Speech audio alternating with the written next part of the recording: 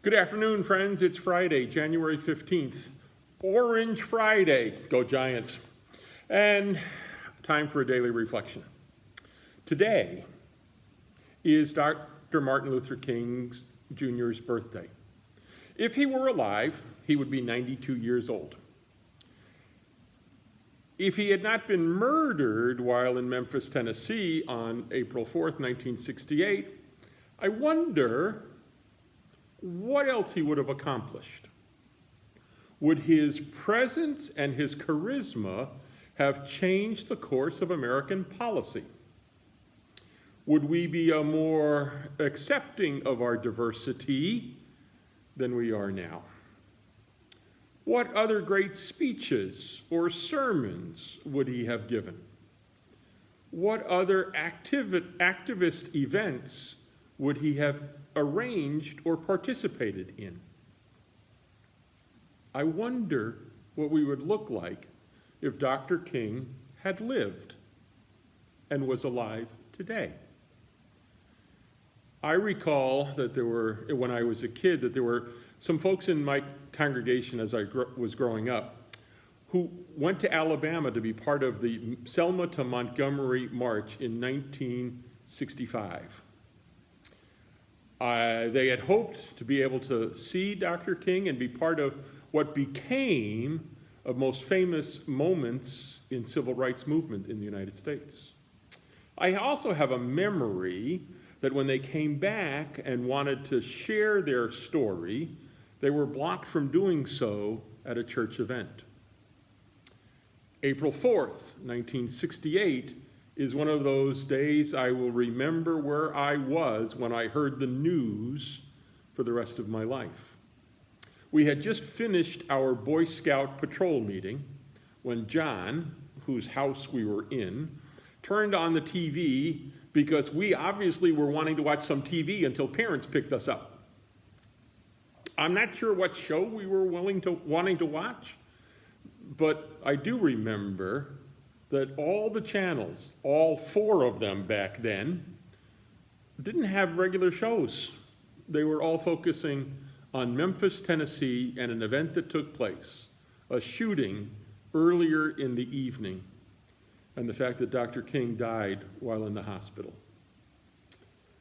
As I grew up and became more aware, I began to really appreciate some of Dr. King's great speeches. I remain in awe of his preaching style. The picture that he paints in church sermons and in his civil rights sermons are inspiring.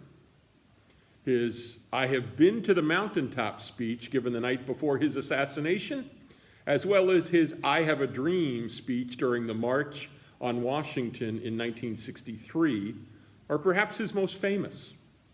They certainly are stirring. When I especially allow those words of "I have a dream" speech to resonate in my heart and mind, I am moved to a new plan of action. And then when I learned that perhaps the most famous and oft-quoted section, let me read it for you. These are Dr. King's words. "I say to you today, my friends, so even though we face the difficulties of today and tomorrow, I still have a dream. It is a dream deeply rooted in the American dream. I have a dream that one day this nation will rise up and live out the true meaning of its creed. We hold these truths to be self-evident, that all men are created equal. I have a dream that one day on the red hills of Georgia, the sons of former slaves and the sons of former slave owners will be able to sit down together at a table of brotherhood. I have a dream that one day even the state of Mississippi, a state sweltering in the heat of injustice, sweltering with the heat of oppression, will be transformed into an oasis of freedom and justice. I have a dream that my 4 little children will one day live in a nation where they will not be judged by the color of their skin, but by the content of their character. I have a dream today. I have a dream that one day down in Alabama, with its vicious racists, with its governor having his lips dripping with the words of interposition and nullification. One day, right there in Alabama, little black boys and little black girls will be able to join hands with little white boys and white girls as sisters and brothers. I have a dream today. Did you know that those words were off the script, not part of his written sermon for the day? And they were perhaps given because of the prompting of Mahalia Jackson, who was also on the dais that day with Dr. King in Washington, D.C. When that sunk into me, his unscripted dream evaluation, explanation, it cinched it even more for me. How often have all of us said we have a dream of some sort? I know I've offered that I have a dream, but have any of us painted that dream so well? I know that I've lacked the complete vision of what my dream should look like, and thus not been able to articulate it so well. Dr. King has influenced many of us in many different ways. In the summer of 2017, Joan and I drove and visited Selma and Montgomery, Alabama. We saw the Edmund Pettus Bridge, stood there at its base, drove across it as we took the road to Montgomery, the same road that the Freedom Walkers walked way back when. When we got to Montgomery, we went inside the Dexter Avenue Baptist Church, Dr. King's first parish. A little side story told by Pastor Otis Moss III. The people of Dexter Avenue Baptist required the resignation of their former pastor, Vernon Johns, in 1953. Pastor Johns was apparently an early activist in the civil rights movement, and apparently the people didn't like that so much. In 1954, a number of months later after the forced resignation, the leaders of Dexter Avenue Baptist contacted a young pastor just finishing his seminary education and asked if he would be interested in being their pastor. They made an assumption that because he was a young pastor, he would not be civil rights oriented, and they could return to what they expected to be a normal worship and church life. That young pastor, a man by the name of Martin Luther King Jr. The year, 1954.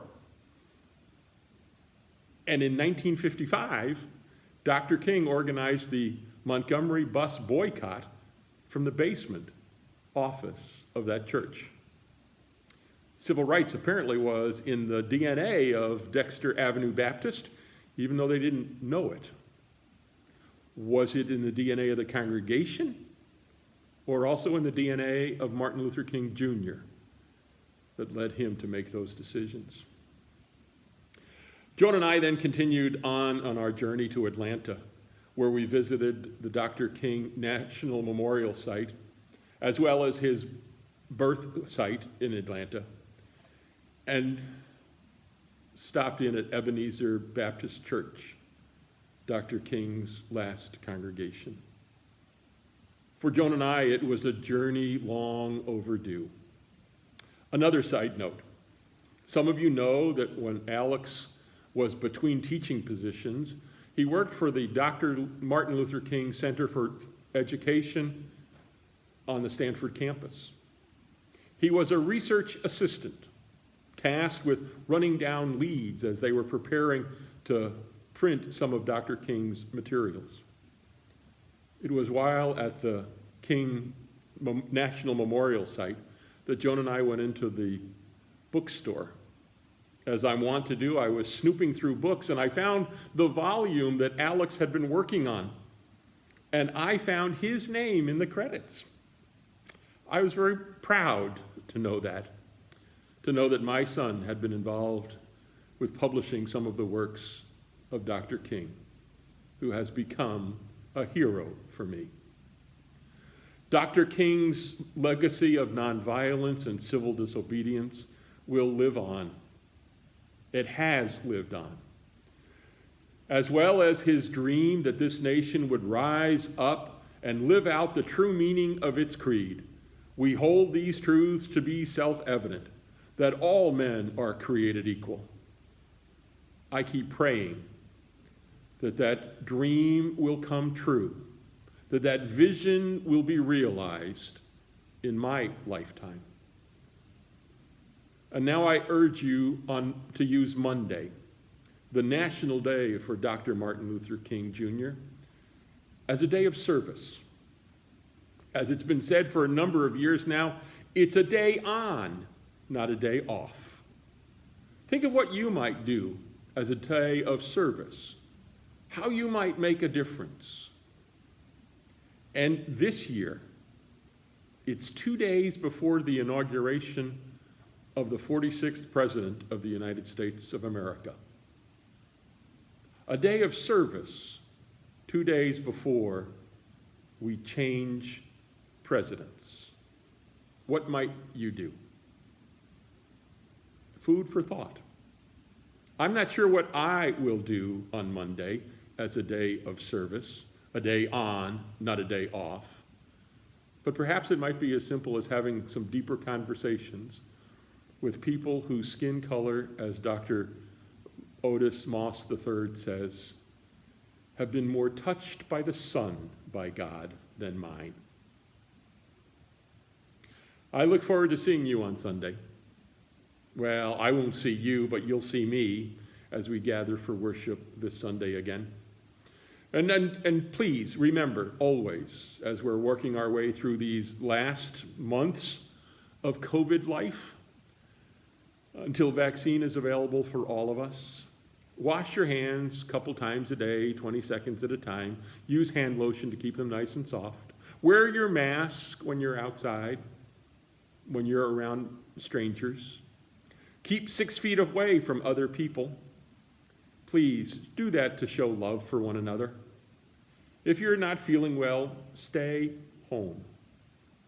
Some of you are getting your COVID vaccines. For that, I celebrate. Even though I'm now in the age range that the state says I can go get it, I'm finding it's hard to do.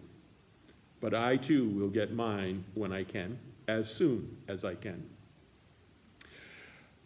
Yet one more sign of loving one another. We take care of ourselves and others. And let me dismiss you this week with the words of Sergeant Esterhaus of Hill Street Blues fame, as he dismissed all of his officers, patrolmen, patrol people as they headed out on the streets. Be careful out there.